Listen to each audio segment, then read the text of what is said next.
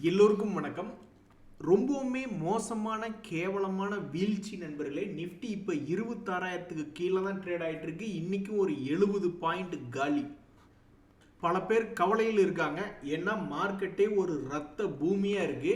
இந்த சமயத்தில் ஒரு மிகப்பெரிய ஒரு சந்தோஷம் தரும் தகவல் என்ன அப்படின்னு பார்த்தீங்கன்னா, சமீபத்தில் தான் ஒரு பங்கு ஒன்று எடுத்தேன். அவன் என்னடான்னா 41,000 ரூபாய் லாஸ் போயிட்டான்.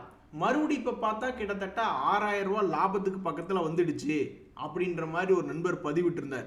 இந்த மாதிரி விழுந்த ஸ்பீடில் திரும்பி அப்படியே ஏறிடுச்சின்னு வச்சுக்கோங்களேன், ரொம்ப மகிழ்ச்சிகரமாக தான் இருக்கும். இந்த மாதிரி இருந்தால் மகிழ்ச்சிகரமாக தான் இருக்கும். டக்குன்னு ஒரு 41,000 ரூபாய்க்கு மைனஸில் போயிட்டு அப்புறம் ப்ளஸில் 6,000 வந்துச்சுன்னா மகிழ்ச்சியாக தான் இருக்கும். ஆனால் சில பங்குகள் ஒரு உதாரணத்துக்கு இந்த டிமார்ட், அவென்யூ சூப்பர் மார்ட் அப்படின்ற பங்கு இதே மாதிரி தான் சமீபத்தில் கீழே போனான். அப்போ நம்ம நிறைய பேர் என்ன நினச்சிக்கிட்டு இருந்திருப்போம், சரி மேலேருந்து கீழே 2 days மூவிங் ஆவரேஜ் தொடுது, ஒரு வேளை மேலே வந்துருமோ அப்படின்ற மாதிரி நினச்சிக்கிட்டு ஒரு எதிர்பார்ப்போட போந்திருந்தா உங்களுக்கு கிடைக்கிறது கும்பா குட்டி அப்படின்னு சொல்லிட்டு அதை ஃபெயிலியர் பண்ணி விட்டுருந்த இந்த டிமார்ட் அப்படின்ற பங்கு தொடர்ந்து தன்னுடைய சரிவை கண்டினியூ பண்ணிக்கிட்டே போகுது. ஸோ எதிர்பார்ப்பு என்பது நிறைய நேரங்களில் ஃபெயில் நடக்காமல் போயிடுது. இதுக்கு தான் ஒரு நண்பர் என்ன சொல்லிட்டு இருக்காரு, அவருடைய அனுபவம் என்ன அப்படின்னா, நான் விளக்கு பூஜை அந்த பூஜைக்கே நான் போகிறது இல்லைங்க, நான் நினைக்கிறது அது ஆட்டோமேட்டிக்காக நடந்துருது. அவருடைய எக்ஸ்பீரியன்ஸ் இருக்குன்னா, நான் கிட்டத்தட்ட ஒரு 57 ஷேர்களை எடுத்து மறுபடியும் கொடுத்துட்டேன். இதனால் என்ன ஆயிருக்குன்னா, எனக்கு ஒரு குறிப்பிட்ட அமௌண்ட் லாபம் என்பது வந்திருக்கு. இது இன்றைய தேதி வரைக்குமே இது நடந்துருச்சு. என்னுடைய தொழில் முறை எப்படி இருக்கு அப்படின்னு பார்த்தீங்கன்னா, எந்த ஒரு பாயிண்ட்லையும் என்னுடைய மொத்த ஸ்டாக் மார்க்கெட்டுக்குள்ள போட்ட பணம் என்பது 5 லட்சத்தை தாண்டவில்லை. நான் பிரைஸ் மூவ்மெண்ட் மட்டும்தான் பார்க்குறேன். ஒரு பங்கு இப்படி ஏறி ஏதோ ஒரு வகையில் ஏறி இறங்கிக்கிட்டு இருக்கில்ல, அதனுடைய லோயர் எண்ட், அதனுடைய பழைய ரேட்டுக்கு பக்கத்தில் அப்பளே கூட டிமார்ட் அப்படின்ற ஒரு பங்கு பார்த்தோம் பார்த்தீங்களா. சில பேர் என்ன நினச்சிக்கிட்டு இருந்திருப்பாங்க, அதுவும் லக்கு தான், எல்லாத்துலேயுமே லக்கு தான் இருக்குது. இந்த பங்கை பார்த்தோன்னே என்ன நினச்சிக்கிட்டு இருப்பாங்க, ஒரு வேளை சரி ஓகே இன்னைக்கு திரும்பி ஏறிடுமோ, லோ பக்கத்தில் போயிருக்கு அப்படின்ற மாதிரி நினச்சிக்கிட்டு இருப்பாங்க. அந்த மாதிரி லோ பக்கத்தில் விழுந்துட்டு அதுக்கப்புறம் அந்த இடத்துல நிற்காம மறுபடியும் புதிய லோ அப்படின்ற மாதிரி போய் நம்மளுக்கு துரதிருஷ்டமாசமாக அமையக்கூடிய பங்குகளும் இருக்குது. பட் இருந்தாலும் இவர் என்ன சொல்கிறாருன்னா, இந்த மாதிரி அவருடைய கணிப்பு படி ஏதாவது ஒரு பங்கு லோயர் எண்டில் விழுந்ததுன்னா வெறும் 2-3% எனக்கு கிடைச்சாவே போதும், கும்பிடு போட்டு ஓடி போயிடுவேன். இதனால் நான் எந்த விதமான பூஜையிலும் இல்லை, ஒரு மாதிரி லாபம் வந்தனுமே ஓடி வந்துடுறேன் அப்படின்ற மாதிரி சொல்கிறாப்புல. இதுக்கு பெரும்பாலும் அவர் நிஃப்டி 50 ஸ்டாக்ஸ், அதுலேயும் குறிப்பாக ஒரு 15 to 20 ஸ்கிரிப்புக்கு மேலே நான் ஃபோக்கஸ் பண்ணுறதே இல்லை, ஒன்லி நிஃப்டி 50 ஸ்டாக்ஸ்குள்ளேயே நான் போய்க்கிறேன் அப்படின்ற மாதிரி அவருடைய அனுபவத்தை சொல்லியிருக்காரு. ஹலோ, உங்களுக்கு 2 to 3% கிடைச்சிருது, அதனால் நீங்கள் வித்துடுறீங்க. அந்த 2-3% கிடைக்காதனால தான் பல பேர் இன்னும் கையில் வச்சுக்கிட்டு இருக்காங்க. அதாவது எடுத்துனையுமே அவங்களுக்கு துரதிருஷ்டம் அவரை நிறைய பேர்த்த கட்டி பிடிச்சிக்குது. அதனால தான் அவங்களால வெளியே வரதில்லை. ஸோ உங்களுடைய அனுபவத்தில் நீங்கள் பெரும்பாலும் நிஃப்டி 50 பங்குகளுக்குள்ளேயே இருக்கிறதுனாலையும், அதுலேயும் நிஃப்டி 50 இண்டெக்ஸில் சில நாட்களுக்கு முன்னாடி செய்திகளை சேகரிச்சுக்கிட்டு இருந்தப்ப ஒரு 3 பேர் தான் 52 வீக் லோவில் இருந்தான். மற்றவனெல்லாம் 52 வீக் ஹை அல்லது புதிய உச்சம் என்பதும் போய்கிட்டு இருந்தது. அதனால் உங்களுடைய ஸ்டாக் செலக்ஷன் என்பது ஒரு உறுதுணையாக, ஒரு பக்கபலமாக உங்களுக்கு இருந்துகிட்டு இருக்கு அப்படின்ற மாதிரி தான் செய்தியா இருக்கு.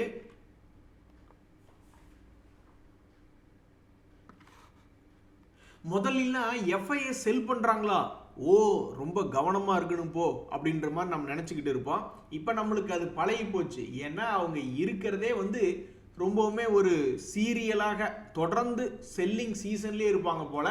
நேற்றும் பிடிச்சி 2,381 கோடி, சமீபத்தில் 9 டிசம்பர் 10 நாளைக்கு முன்னாடி ஒரு பெரிய அளவில் 3,760 கோடி விற்றாங்க. அதுக்கப்புறம் மிகப்பெரிய அளவில் நேற்று பிடிச்சி விற்று மொத்தமாக 23,455 கோடி பணத்தை எடுத்துட்டாங்க. நம்ம ஆளுங்க நேற்று கொஞ்சம் ஒரு மாதிரி சோர்வடைஞ்சிட்டாங்க. நம்ம ஆளுங்க அவங்க 2,381 கோடிக்கு விற்கும் பொழுது நம்ம ஆளுங்க வெறும் 1,077 கோடிக்கு தான் வாங்கியிருக்காங்க. நண்பர்களே, உங்களுக்கு ஒரு விஷயம் ஞாபகம் இருக்கா, ஒரு காலத்தில் பஃபட் அவர்களே ஒரு நிமிஷம் பயந்துட்டார். ட்ரம்ப் அவர்களை பார்த்தோ அல்லது மறைமுகமாகவோ நீங்கள் நம்ம அமெரிக்க டாலரை மட்டும் வீழ்ச்சி அடைய வச்சிடாதீங்க, கரன்சியை வீழ்ச்சி அடைய வச்சிடாதீங்க அப்படின்ற மாதிரிலாம் சொல்லிக்கிட்டு இருந்தார். ஸோ அவர் சொல்லி கொண்டிருக்கக்கூடிய நேரத்தில் இப்போ வந்து உலகத்தில் அடுத்த வருஷத்தில் எந்த கரன்சி பேர் ரொம்பவும் வால்டிலிட்டியாக இருக்கும் அப்படின்னு நிறைய பேர் பார்த்துக்கிட்டு இருக்காங்க. ஒன்று இந்த அமெரிக்க டாலருக்கும் நம்ம இந்தியன் ரூபாய்க்கும் பெரிய வால்டிலிட்டி இருக்கும் அப்படின்ற மாதிரி பார்க்குறாங்க. ஏன்னா ட்ரேட் டீல் ஒப்பந்தம் என்பது நடைபெற்று நம்மளுக்கு அமெரிக்காவுக்கு அதிகமாக பழையபடி ஏற்றுமதி பண்ண ஆரம்பிச்சுன்னு வச்சுங்களேன், அப்போ நம்மளுக்கு கொஞ்சம் ரூபாய் வந்து கொஞ்சம் ஸ்திரத்தன்மையாக இருக்கும். அப்படி இல்லைன்னா மறுபடியும் மார்ச் மாதம் ஆகஸ்ட் மாதம் இழுத்துக்கிட்டே போய்கிட்டு இருந்தாங்கன்னா அப்போ அதில் ஒரு பயங்கரமான வால்டிலிட்டி வரும். அதே மாதிரி ஜப்பான் வந்து அதிகமான அவங்களுடைய இன்ட்ரெஸ்ட் ரேட்டை அதிகப்படுத்தும் பொழுது அப்போ அமெரிக்க டாலருக்கும் ஜப்பானுக்கு எதிராக இருக்கக்கூடிய கரன்சி பேரில் ஒரு பெரிய ஃப்ளக்சுவேஷன் வருமா அப்படின்ற மாதிரி எதிர்பார்க்குறாங்க. எது எப்படியோ வாரன் பஃபட் அவர்களுடைய அறிவுரைக்கு அப்புறம் கிட்டத்தட்ட 96-97 ரூபாய்க்கெல்லாம் வந்து இந்த அமெரிக்க டாலர் என்பது வீழ்ச்சி அடைஞ்சு போய்கிட்டு இருந்தது. அதுக்கப்புறம் மறுபடியும் ஒரு 100 ரூபாய் பக்கத்தில் வந்துட்டு மறுபடியும் இப்போ 98.613 ட்ரேட் ஆகிட்டு இருக்கு. ஸோ அடுத்த வருஷத்தில் இந்த கரன்சி பேர் ரிலேட்டடாக ஸ்டாக் மார்க்கெட்டில் மிகப்பெரிய ஒரு பிரவியம் என்பது வருமா அப்படின்றத பொறுத்து இருந்து தான் பார்க்கணும்.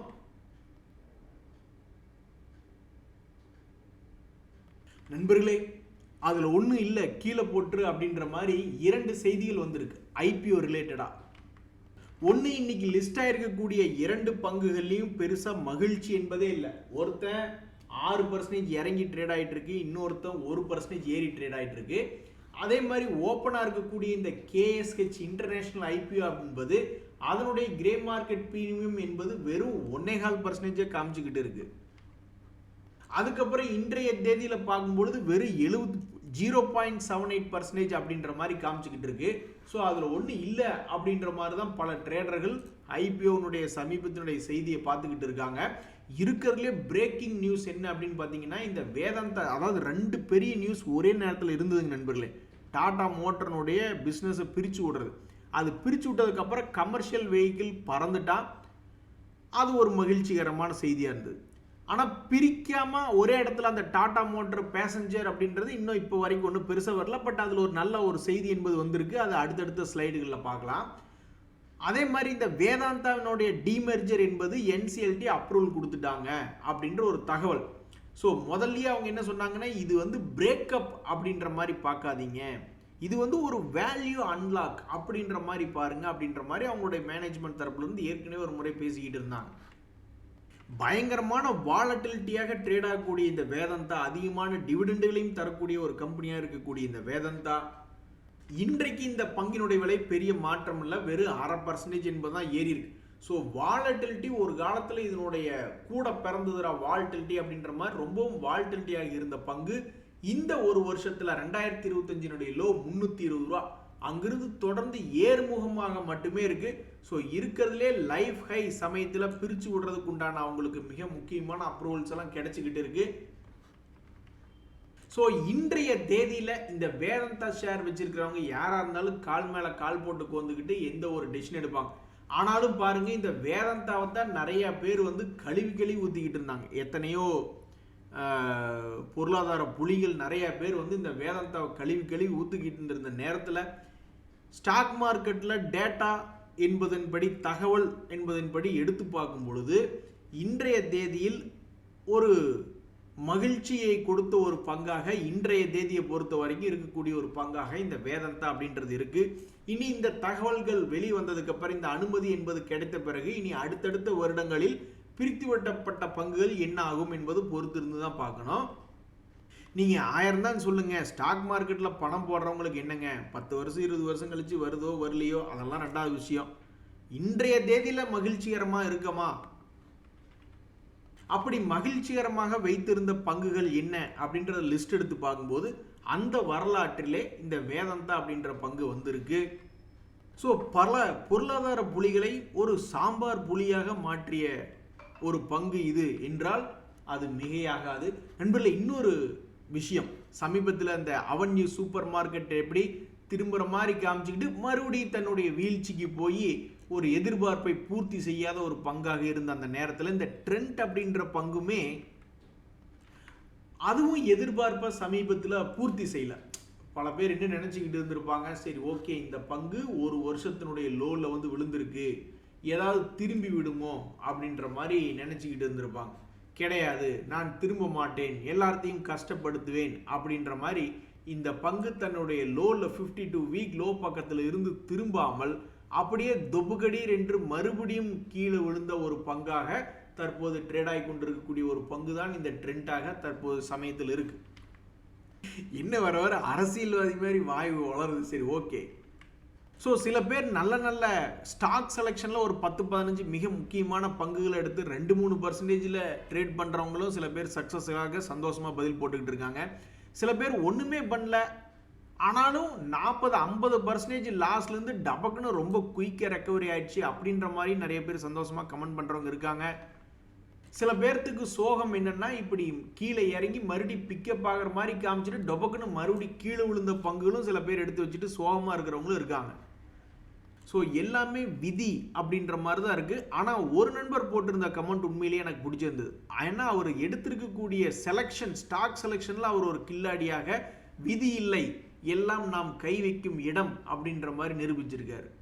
ஆனால் சில பேர் எனக்கு ஒரு கேள்வி வந்தது, அப்போ 2-3% பார்த்துக்கிட்டு இருக்கீங்களே, டொபக்குன்னு கீழே விழுந்துச்சுன்னா நீங்கள் என்ன பண்ணுவீங்க அப்படின்ற சமயத்தில் தான் அது அஃப்கோர்ஸ் அது இருக்க தான் செய்யுது. சில பங்குகள் 2-3% கிடைச்சா போதும் தான் நான் எடுத்திருந்தேன். ஆனாலும் அதுலேயே அன்ரியலைஸ்டு லாஸ் என்பது, அதாவது புக் பண்ணாத லாஸ் என்பது இருக்கத்தான் செய்யுது. இருந்தாலும் நெட்டுக்கு பார்க்கும்பொழுது நான் வந்து 5 லட்ச ரூபாய் என் பணம் உள்ள லாக் ஆகி நிற்கிது. இன்றைய தேதியிலும் நான் வந்து ஆல்மோஸ்ட் ஒரு 40,000 ப்ளஸில் தானே இருக்கேன் அப்படின்ற மாதிரி தான் அவருடைய பதிலாக இருக்குது. சில ட்ரேடர்களுடைய மைண்ட் வாஷ் என்னென்னா, அப்போ நீங்கள் பைக்கு விற்கல சேரத்தான் விற்றீங்களா அப்படின்ற மாதிரி. சமீபத்தில் வந்த செய்தி என்ன அப்படின்னு பார்த்தீங்கன்னா, இந்த பாவிஸ் அகர்வால் அவருடைய ப்ரொமோட்டர் கொஞ்சோண்டு ஷேரை விற்று அவருக்கு ப்ரொமோட்டர் லெவலில் இருந்த கடனை அடைக்கிறதுக்கு யூஸ் பண்ணிக்கிட்டார் அப்படின்ற ஒரு தகவல். இந்த தகவல் வந்துட்டு அடுத்து இன்னைக்கு காலையில் பாசிட்டிவ்லையும் நெகட்டிவ்லையும் மாறி மாறி ட்ரேட் ஆகிட்டு இருக்கு இந்த ஓலா எலக்ட்ரிக். மனுஷன் வித்தது வித்தாரு. அது ஒரு காலத்தில் 180 ரூபா 100 ரூபாய்க்கெல்லாம் ஆடிக்கிட்டு இருந்தான். அப்போ பிடிச்சி விற்காம கொண்டு வந்து 33 ரூபா ரேஞ்சில் பிடிச்சி விற்றுருக்காரு. எது எப்படியோ இவர் விற்றதுக்கப்புறம் இன்று தொடங்கிய பங்கு சந்தையில் அந்த ஓலா எலக்ட்ரிக் ப்ளஸும் மைனஸும் மாறி மாறி தான் ட்ரேட் ஆகிக்கிட்டு இருக்கு. அதே மாதிரி தான் இந்த எஸ்ஜேவிஎன் அப்படின்ற ஷேர் ப்ரைஸ். ஏன்னா 100 அடி ரோட்டில் யாருமே இல்லை, யாருக்கிட்ட ஹார்ன் அடிச்சுட்டு ஒரு ஓரமாக இப்போ வண்டி ஓட்டிக்கிட்டு இருக்க அப்படின்ற மாதிரி அந்த எஸ்ஜேவிஎன் இறங்கி இருக்கக்கூடிய ஏரியா பார்த்தோம்னா அது எங்கேயோ மேலே 160 ரூபாயிலிருந்து 71 வரைக்கும் எவ்வளவு பெரிய இடம் பாருங்க. உன்னால ஒரு தடவை கூட எங்காவது ஒரு இடத்துல ஜம்ப் அடிச்சு உன்னுடைய பழைய ரேட் எதையும் பிடிக்க முடியாதா? அட ஒரு 160 ரூபா போகாட்டி பரவாயில்ல, இந்த 100 அடி ரோட்ல பாதி தூரத்துக்காவது நீ வரக்கூடாதா அப்படின்னு பல ட்ரேடர்கள் கொதிச்சு போய் உட்கார்ந்துருக்காங்க. இப்படி இருக்கக்கூடிய இந்த எஸ்ஜேவிஎன் அப்படின்ற பங்கு இந்த 2025 என்ன செய்தது அப்படின்னு பார்த்தீங்கன்னா, ஒரே ஒரு சாதாரண ஜம்ப் ஒரு 75 ரூபாயிலிருந்து ஒரு 105 ரூபா வரைக்கும் ஒரு முறை போயிருக்கு. அதுக்கப்புறம் வீழ்ச்சி வீழ்ச்சி வீழ்ச்சி தொடர் வீழ்ச்சியாக இருக்குது. இனி இந்த 2025 முடிஞ்சுது. இனி 2026 இது போன்ற கம்பெனியினுடைய நிலை என்ன? அப்போவாது நடு ரோட்டுக்கு வருமா, இல்லை அப்பவும் கொண்டு வந்து நடு ரோட்டில் நம்மளை நிறுத்துமா அப்படின்னு தான் பல ட்ரேடர்களுடைய மைண்ட் வாஷாக இருக்குது. நண்பர்களே, செபி வந்து அவங்களுடைய மீட்டிங் இருக்குது அப்படின்னு சொன்ன உடனே எல்லாரும் மொத்த மார்க்கெட்டே ரொம்ப கவனமாக அந்த மீட்டிங்கில் என்ன சொல்லுவாங்க அப்படின்ற மாதிரி பார்த்துக்கிட்டு இருப்பாங்க. ஸோ எப்படி ஆர்பிஐனுடைய டிஸ்கஷன் வர சமயத்தில் பேங்க்குகளில் ஃபைனான்ஸ் ரிலேட்டடாக, ரியல் எஸ்டேட் ரிலேட்டடாக ஒரு வாலட்டிலிட்டி, ஒரு எதிர்பார்ப்பு என்பது வருமோ, அது மாதிரி செபி அவங்களுடைய மீட்டிங்னு சொன்ன உடனேவும் அது ரேட்ஸ் ரிலேட்டடாக, மியூச்சுவல் ஃபண்ட்ஸ் ரிலேட்டடாக, எக்ஸ்சேஞ்சஸ் ரிலேட்டடாக, புரோக்கர்ஸ், டெபாசிட், ஏதாவது ஒரு இன்ஃப்ராஸ்ட்ரக்சர் சம்மந்தப்பட்ட தகவல்கள் வருமா அப்படின்னு எல்லாரும் ரொம்ப கவனமாக பார்த்துக்கிட்டு இருக்காங்க. ஸோ இது போன்ற பங்குகள், இந்த செக்டரில் இருக்கக்கூடிய பங்குகள் திடீர்னு ஏதாவது ஒரு பெரிய வால்டிலிட்டி வருது அப்படின்னா, ஏதாவது நியூஸ் கிடைக்கல அப்படின்னா அவங்க அதை பற்றி அந்த மீட்டிங்கில் ஏதாவது நடக்குமோ அப்படி இப்படின்னு மார்க்கெட்டாக எதிர்பார்க்கக்கூடிய சில எதிர்பார்ப்பாக தான் இருக்கும். ஸோ இன்றும் நாளையும் இது போன்ற செக்டர்களில் ரொம்பவுமே கூர்ந்து கவனமாக பார்த்துக்கிட்டு இருக்காங்க. நண்பர்களே, மீடியாக்களில் என்ன மாதிரி செய்திகள் வருது அப்படின்னா, ஹூண்டாய் வந்து டிஸ்கவுண்ட்ஸ் அனௌன்ஸ்மெண்ட் பண்ணியிருக்காங்க அந்த கிரெட்டா அப்படின்ற வெரைட்டிக்கெல்லாம். இதெல்லாம் எதுக்கு அப்படின்னா இந்த டாட்டாவினுடைய மிகப்பெரிய ஒரு அற்புதமான லான்ச், அந்த காலத்தில் ரொம்ப சக்ஸஸ்ஃபுல்லாக இருந்த டாடா சியரா மறுபடி வருது அப்படின்ற ஒரு காரணத்தினாலையும் இருக்கலாம் அப்படின்னு மீடியாக்களை பேசிக்கிட்டு கொண்டு இருக்கக்கூடிய இந்த சமயத்தில் ஊரே பயப்படுது. ஆனால் இந்த அந்த டாடா சியராக்கு சொந்தக்கார இந்த டிஎம்பிவி ஏற மாட்டேங்குது. அந்த Tamil Nadu Tata motor commercial vehicle 385 போயிட்டானுங்க. அவனுடைய ரீசெண்ட் ஹை எல்லாம் பார்க்கும்போது ஆல்மோஸ்ட் 400 பக்கத்தில் போய் தொட்ட மாதிரி போயிருக்கான். ஆனால் இது என்னடான்னா கழுது தெரிஞ்சு கட்டெரும்பான மாதிரி இவன் 420 ரூபாயிலிருந்து இவன் கீழே 347 வந்து ட்ரேட் ஆகிட்டு. ஸோ ஊரே பார்த்து பயப்படுது டாடா மோட்டரை பார்த்து. ஆனால் அவனை பார்த்தே பயப்பட மாட்டேன்றான். ஸோ தற்போதைக்கு மிகவும் இறங்கி அநியாயத்துக்கு 347 ட்ரேட் ஆகிட்டு இருக்கு. என்னைக்கு ஒரு சீரும் பாம்பாகவும் பாயும் புலியாகவும் மறுபடியும் 450-500 ரூபாய் எப்போது தாண்டும் அப்படின்ற கேள்விதான் பல ட்ரேடர்களுடைய மத்தியில்.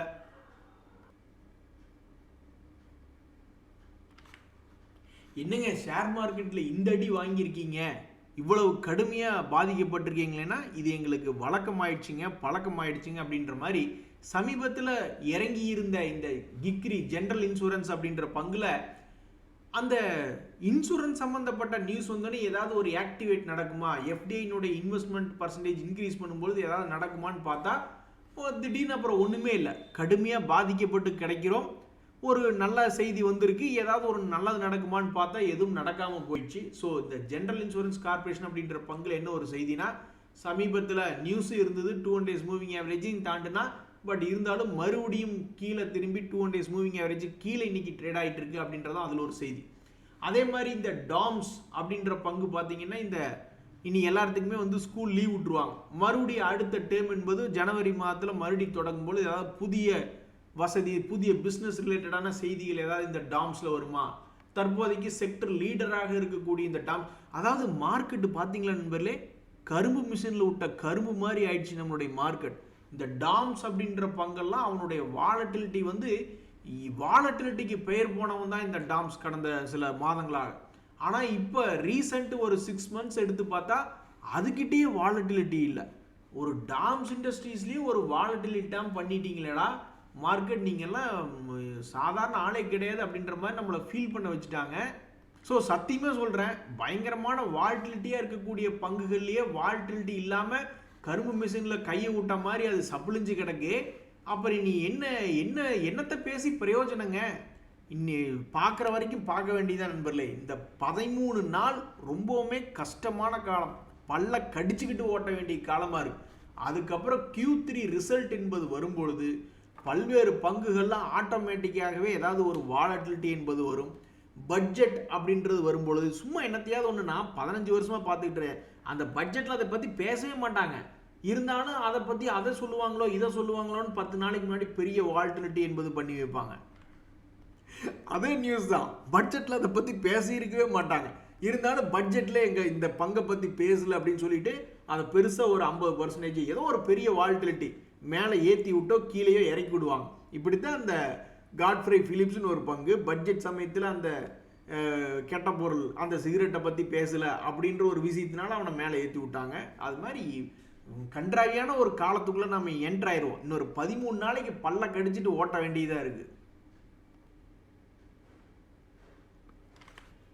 அதாவது கல்யாணம் நடந்துச்சுன்னா தான் நிறைய பேர் பொருள் சேர்த்துவாங்க, தங்கத்தையோ இடத்தையோ வீடு கட்டுறதோ அந்த மாதிரி பண்ணுவாங்க. கல்யாணம் நடந்துச்சா நல்ல விஷயத்த பண்ணுனியா அப்படின்ற மாதிரி தான் நடக்கும். அது மாதிரி கீழே விழுந்தீங்களா மறுபடியும் மேலே ஏறினீங்களா இந்த மாதிரி நல்ல விஷயத்த பண்ணீங்களா அப்படின்னா இப்போ வரைக்கும் நிறைய பங்குகள் பண்ணல. ஸோ இந்த 5 ஸ்டார் அப்படின்ற பங்கு இதுக்கு முன்னாடி இந்த வருஷத்தில் ஒரு வாலட்டிலிட்டியாக இருந்த பங்கு தான். அதுக்கப்புறம் திடீர்னு தன்னுடைய வாலட்டிலிட்டியை உடச்சி கீழே விழுந்துட்டான். அதுக்கப்புறமும் மறுபடியும் வந்து ஒரு குறிப்பிட்ட வாலட்டிலிட்டி என்பது இருந்தாலும் தன்னுடைய பழைய விலை என்பது இன்னும் வந்து சேரல. அப்போ இது போன்ற பங்குகள், அதே மாதிரி இந்த கோத்ரேஜ் கன்சியூமர் ப்ராடக்ட்ஸ் அப்படின்ற பங்கு இதுவுமே சமீபத்தில் கீழே விழுந்த பங்காக தான் இருக்கு. கரெக்டாக 200 days மூவிங் ஆவரேஜ் கிட்ட ட்ரேட் ஆகி கொண்டிருக்கக்கூடிய பங்கு இனி மறுபடியும் சைட்வேஸில் மேலிருந்து கீழே இது பூந்துருமா அல்லது தன்னுடைய பழைய ஹையை போய் தொடுமா என்ன அப்படின்றது புரியாதபடிக்கு ரொம்பவும் சென்டர் பாயிண்ட்ல வந்து நிற்கக்கூடிய ஒரு பங்காக இந்த கோத்ரேஜ் கன்சியூமர் இருக்கு. இன்று சில நண்பர்களுடைய பதிவு என்பது உங்களுக்கு ஏதாவது ஒரு விஷயத்தை சொன்னால் அது சந்தோஷமே. நன்றி, வணக்கம்.